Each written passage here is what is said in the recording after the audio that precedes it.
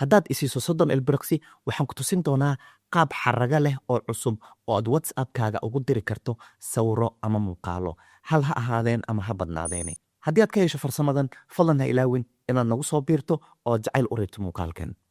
si aad WhatsApp-kaaga qaab xaraga leh oo cusub ugu dirto sawirada iyo muuqaalada hal ama dhowr xababa waxaad kaliya samaynaysaa marka ugu horreysa inaad WhatsApp-kaaga soo furato kadibna labada batan hoose aad labadaada far dul saarto kadibna xagga sare u jiito markaad sidaa samayso qaybta hoose application kale ayaa kuu furmaya ama applicationka aad ku furi lahayd ayuu ku leeyahay ka dooro hadda waxaad halkaa ka dooranaysaa galeriga oo aad doonto inaad sawiro ka dirto marka ay labada barnaamij kuu soo furmaan waxaad kaliya samaynaysaa in aad doorato sawirada iyo muuqaalada aad doonayso inaad dirto haddii uu hal xab yahay waad dooranaysaa haddii dhowr xab yihiinna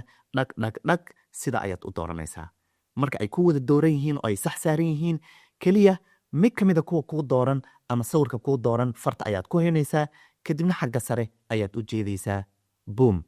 sidaa ayaad sawirada iyo muuqaalada qaab cusub ugu dirtay adigoo aanan ka soo raaraadinin galeriga marka ugu horreysa haddii aad farsamada ka heshay fadlanna ilaawin inaad nagu soo biirto sidaan kuu sheegay oo jacayl u reebto lana wadaagto saaxiib aad is leedahay muuqaalkan oo uu ka faa'idi doona haddii aadan waqti haysanin oo aadan hadda tijaabin karin seef garayso si aad mar kale u tijaabiso anigoo kaa imaad celina waqtiga qiimiga badan eed ku bixisay daawashada muuqaalkan inta laga gaaray muuqaal xaba idankii nabadgelyo